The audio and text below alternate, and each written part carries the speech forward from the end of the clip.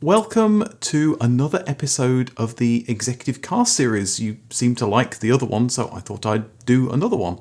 This time we're looking at the 2000s, or the noughties if you like. If you haven't seen this series before, then I've been looking at executive cars in the UK and Europe starting in 1970. If you want to watch the first video, then I'll put a link above and you can click on that thing. In the 1990s, German car makers were worried Europe would be swamped with excellent Japanese luxury cars. The 2000s switched to concerns over a resurgent Detroit. GM had bought Saab, Ford was supercharging Jaguar, Land Rover and now Volvo. The Lincoln and Cadillac domestic luxury brands were on the back foot, but could Detroit turn their European luxury brands into Mercedes-Benz killers? This is the 2000s executive car story.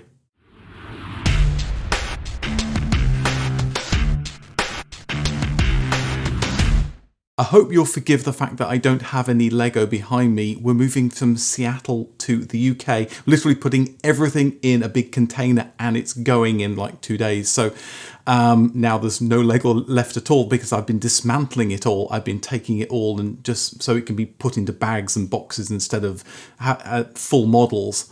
And my hands are now completely calloused. The bit you just seen was literally the last Lego models I had that I could display. Anyway, now I've got none left, but I thought I would just put a quick little introduction in here because there's quite a lot of people asking me why I'm not doing so many videos lately. Part of it is because I'm moving to a different country, but partly it's also because I have a second channel, which I call Little Car. You've got Big Car and then Little Car. And that has, in the past, I've done some car-related stuff on there, so there might be something interesting that you might be interested in looking at over there. But what I've been doing lately is looking into computer histories. So what I thought I would do, because I'm quite a computer guy, actually, as well as liking cars, I also quite like computers. And so what I've done is I thought I would start with the first computer, which was the Tandy TRS-80 in 1977, and then I would go chronologically. So I would really discover the whole history of home computing and how it happened from 1977 onwards. So I started in 1977 with the TRS-80, then I went to the Apple II, then the Commodore PET, and it's continued onwards. The latest one is the Sinclair ZX81, which I'm sure many people from Britain will be very familiar with, and of course, you know, Americans will be familiar with it from the Timex Sinclair 1000. Anyway, if you are interested in looking at those videos, you are very welcome. Look for the Little Car channel. And I'll put a link to one of the videos up above so you can do a direct link if you want. But if you want to see the other things I've been doing while I've not been doing car videos, then go and check those out because I'm pretty pleased with them. I think they've come out quite well. And if you like this sort of thing, hopefully you'll like the computer videos as well. In the year 2000, Land Rover was owned by BMW, and on the surface, things were looking rosy. Luxury buyers were buying taller cars and the Range Rover was selling well. Land Rover also sold the Discovery and an update was in the works. But BMW was hemorrhaging money thanks to its purchase of MG Rover, and something had to give. The result was a fire sale. MG Rover was given away, but it left MG Rover in a tenuous position. On one hand, they'd thrown off the shackles of BMW and could now chart their own course with a great new car, the Rover 75. But they didn't have BMW's finances. Their factories were fitted with old tooling and the rest of MG Rover's lineup was at least 5 years old. What could the new management team do with the hand they'd been dealt? BMW would have liked to hold on to Land Rover. After all, they poured money into new models, some of which were very close to release, and they drastically improved quality. But BMW were in survival mode and Land Rover had to go, being sold to Ford in 2000. Ford also owned Jaguar, but things weren't going according to plan. The 3-year-old XJ was on sale, battling and mostly losing out. The S-Type had been a bold experiment in retro styling that had gone down like a lead balloon. Ford, the brand, had abandoned the executive car space in the mid-90s after the Scorpio, but Vauxhall Opel was still battling on with the Omega. Like Ford, they were finding it hard going. The XM was 11 years old and needed a replacement. Citroën wanted to make one but didn't have the funds, so production ended in 2000 without a successor for now. Peugeot 607 was a year old with respectable sales, but Peugeot wasn't thought of as a luxury car powerhouse, and the 607 didn't change people's minds. PSA, the umbrella company of Citroën and Peugeot, needed another strategy. Renault was still selling the Safran, but sales had been a disappointment. But then the styling wasn't anything to get the pulse racing. Renault had invigorated the rest of their range in the 1990s with stunning and popular cars. New, groundbreaking, large luxury cars were on the way. Fiat had ended luxury car sales, but their luxury brand Lancia was still producing the Kappa. Alfa had the 166 and the 156, but they'd failed to take much of the market. Fiat did have one brand that exuded luxury, or at least performance. The Maserati Quattroporte had been on sale since 1994 and balanced luxury with sheer power. Volvo's flagship was the S80 that in 2000 was only 2 years old. They were owned by Ford and part of Ford's powerful Premier Automotive Group that contained Land Rover, Jaguar, Lincoln and Aston Martin. Volvo also sold the S70, a facelifted 850. In 2000 they launched its replacement, the S60, based on the S80 platform. GM didn't quite have the same European presence, but they had Saab, which was selling the 9.3 and the 9.5. Korean Hyundai were a budget car maker in 2000, but were moving into the luxury executive market with the Sonata. Japanese car companies still produced excellent cars, but in Europe they'd failed to sell in big numbers.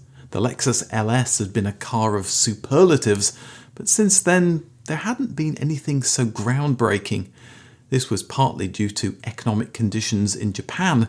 The boom times of the 80s were over and the economy had stagnated, which meant less money to develop new vehicles.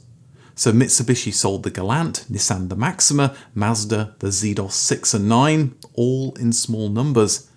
Nissan had been bailed out by Renault. The Japanese car maker had luxury cars under the Infiniti brand in North America, and once they had the finances they could enter the European market. Honda was still selling the Legend, now in its third generation, and Toyota were happy to sell you a Camry. Its luxury brand Lexus sold the IS, GS and the LS, and the latter was updated in 2000. But it was German car makers that ruled the roost. Audi sold the A4, the A6 and A8. BMW had the 3, 5 and 7 series. Mercedes had the C, the E and the S class. They were all cars around the same size competing in the same market. If one added a feature, the other company had to add it as soon as possible. BMW were also looking at taller vehicles with the X5. Mercedes had been selling one since 1979, the G-Class. Like Land Rover, it started off as a utilitarian vehicle, but had been slowly moving upmarket. That's the lay of the land in 2000. The following year, Maserati ended Quattroporte production without a direct successor. The Lancia Kappa was replaced by the Thesis, a car that looked like something Noddy would ride in if he'd become a Toy Town diplomat. The Renault Safran also disappeared to be replaced by two different cars. The first was the Aventime. This is one of Renault chief stylist Patrick Lequemont's favourite cars from his Renault days. It's an interesting take on the MPV, a category Renault and Matra pioneered with the Espace, but with only two doors it had limited appeal for families. The other was the Velsatis, a car Patrick is definitely not a fan of. It's a long way from his original vision and showed how the winds were changing at Renault. Ford released two new executive cars from its Premier Automotive Group. The first was the new Range Rover. Most of the work to make this such a better car was overseen and bankrolled by BMW, but Ford got the benefit. The other was Jaguar's Mini XJ, the X-Type, based on the excellent Mondeo platform. Here was Jaguar's mass-market push, something Ford had been wanting to do since they purchased the British luxury car maker 12 years earlier. They expected to sell 100,000 cars a year, taking market share from its established German rivals. Those German rivals weren't standing still. BMW released the 4th generation 7 Series with controversial styling and futuristic iDrive interface that left reviewers thinking you needed a degree to use it. Gone were the days of just a steering wheel, accelerator, brake, clutch and gear stick. Now you found yourself trying to turn off RDS news alerts using a rotary knob whilst cruising down the motorway. The new Mercedes E-Class also had its fair share of gadgets, along with all that luxury. Mercedes had merged with American Chrysler. It seemed American and European companies suddenly felt they needed to buddy up to take on the new Japanese threat. Chrysler had been on a bit of a rip in the 90s with exciting new models like the Neon and the PT Cruiser. That gave them the confidence to return to Europe, selling the 1995 Sebring as the Chrysler Stratus. This car never made it to the UK, but the next generation would, sold as the Sebring. 2002 saw more bad news for Japanese carmakers. The Z-DOS 9 ended European sales. Conversely, German carmakers kicked it up a gear. Audi did a facelift of the A6 and launched a new version of the A8, another solid luxury cruiser that didn't blow Mercedes and BMW out of the water, but cemented Audi's position as one of the top luxury car makers. Volkswagen, the company that made the Lupo, surprised everybody. They decided to have their own Lexus LS moment, building a luxury car, not just a regular luxury car, but a superlative luxury car, the Phaeton, built on a Bentley chassis. What? With a VW badge on the front? This was Volkswagen's attempt to push the brand up market, and what an attempt. More Japanese cars ended European sales in 2003, this time the Mitsubishi Galant. Renault's 3-door luxury MPV bet, the Aventime, hit the dust after only 2 years of production. The Maserati Quattroporte had disappeared in 2001, but a new version popped up in 2003 with the choice of a 4.2 litre or 4.7 litre Ferrari engine. No more 2-litre engines to get under Italy's gas-guzzling rules. This was pure power with room for rear passengers. And fellow Italian carmaker Alfa Romeo revealed facelifts to their 156 and 166. BMW unveiled Mark V of the 5 Series, now with active steering that divided opinions. That wasn't all that divided opinions. If people thought the 7 Series looked radical, then that was nothing to the new 5 Series with headlights that looked like it had been styled by Amy Winehouse. There were questions over whether this look was too much for 5 Series owners and they desert it to other brands. Jaguar updated their XJ with a new lighter aluminium model. Unlike the Beamer, you couldn't call it ugly. It still looked like the original from 1968, and a nice tidy package it was as well. Jaguar was starting to get their act in gear, but where the S-Type took too many styling risks, did the XJ take too few? The Vauxhall Opel Omega was dead, but GM had new models you could purchase instead. There was the Signum, being based on the Vectra. In fact, it was essentially a posh Vectra Caravan. It was shorter than the Omega with a longer wheelbase, and that meant it fit between the BMW 3 and 5 Series. But would anyone be comparison shopping the German Vauxhall with another German brand? The other GM launch was the new Saab 9.3, again using the Vectra chassis. At least this was a saloon, unlike the Signum. Reusing platforms brought down the cost to develop it, but did it limit its enjoyment? This path hadn't worked out for Jaguar, building the X-Type on the Mondeo platform that was arguably a better chassis. Audi's answer to the shocking BMW 5 Series was a new, more staid A6 with a big grille. Like BMW, Audi loaded up the car with tech. After all, this is what customers were demanding. The updated 2004 BMW 3 Series was about as large as the first generation 5 Series, so easily qualified as a luxury executive cruiser. The shape didn't assault the senses as much as the 5 Series, maybe because by this time we'd all got used to the shape of the 5 Series. Alfa Romeo had a new 3 Series competitor, the 159. This was how to get striking design right, just called Giugiaro Giugiaro. And it cost less than a 3 Series as well. But did you dare to buy one and suffer the reliability or the depreciation. Land Rover presented the new Discovery 3, a car that had been delayed by BMW in the 90s so that they could fix the Range Rover. All disco fans wanted, other than the return of the Bee Gees, was a car that didn't break down at the side of the road. It's also why the car was known as the LR3 in North America and the Middle East. The Discovery name had become toxic. There were facelifts to the Jaguar S-Type and the Peugeot 607, but with low sales, it was a matter of time before both ended production. Far East car companies were still trying to crack the European market. The Honda Legend got an update. It was sold as the pure luxury Acura RL in North America, so Honda had plenty of tech to throw at it. There was active cruise control and it kept you between the white lines on the motorway, all cutting-edge stuff for 2004. This was still optional on some luxury cars 20 years later. Honda said with its tech-driven, super-handling all-wheel drive, it tackled twisty A-roads better than the competition. Hyundai offered us a new Sonata, but customers weren't looking to them for large cars. They were buying cheap super minis like the Getz. The Maxima QX sold into the 2000s, but without many takers. Nissan tried a different tack. They imported the Murano luxury crossover from Japan, following the trend for taller cars. MG Rover had tried everything to sell the 75. They turned it into an estate, they'd given it a V8 engine, and they turned it into the wild MG ZTT. Customers stayed away, worried that the company would go bankrupt and leave them with a car that they couldn't keep on the road. That doomsaying became a self-fulfilling prophecy when MG Rover shut their doors in 2005, selling what was left to Nanjing Automobile in China. The company that had once sold more cars in Britain than any other was no more. Bits of that great empire were still left. There was a facelift to the Jaguar XJ, and Land Rover launched the Range Rover Sport, a car that used the Discovery platform. It was a Range Rover with a sport badge, and who wouldn't like a Range Rover that was sporty? I mean, not like a real sports car, but it was less sluggish than a regular Range Rover. It was good, and customers loved it.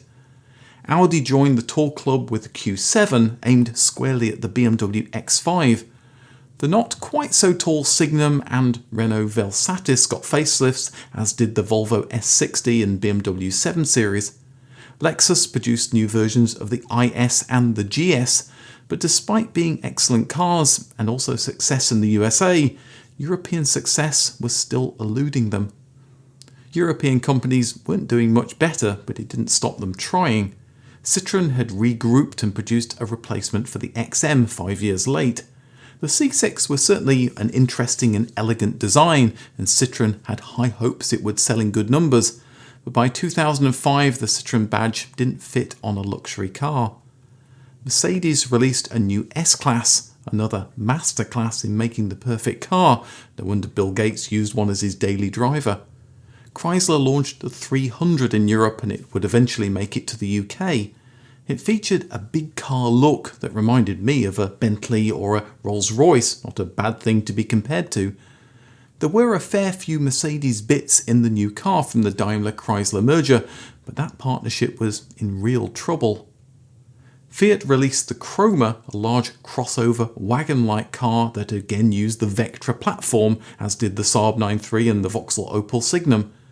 Maybe Giugietto Giugiaro wasn't the hit-making stylist that could turn any car into gold, as although he'd styled the Alfa 159, he also styled this rather forgettable car. GM were having problems getting anyone to buy their luxury cars, so how about shaking things up a bit? They launched the Saab 97X luxury SUV in 2004, a car based on many other GM cars including the Buick Rainier, and in 2006 they introduced the world to the Cadillac BLS, another car based on the Vectra platform. Underneath, it had a lot in common with the Saab 9-3, including the dashboard, so it wasn't much more than a reskin. Ford scored an own goal by following GM's playbook. GM's large luxury cars all seem to use the smaller Vectra platform. The new Volvo S80 used the Mondeo platform, and it suffered. The chassis wasn't wide enough, so the body hung out over the wheels and it looked awkward. That, and customers moved SUVs and crossovers, meant sales of the new S80 never matched that of the first generation car. 2006 brought a facelift for the Range Rover and the Mercedes E-Class, and there was a new version of the Lexus LS. Reviewers called the handling soft and unconnected, a big red flag for Europeans, but as usual, you couldn't fault the interior. There were no new Japanese luxury cars for 2007, just more from Europe. The Jaguar XJ got a facelift, as did the struggling X-Type. The S-Type was finally put out of its misery, and the world was introduced to its replacement, the decidedly not retro Jaguar XF. Reviewers loved it. Would the buying public? The luxury dream was mostly all over in Italy. The Alfa 156, the 166 and the Lancia Thesis all called it a day.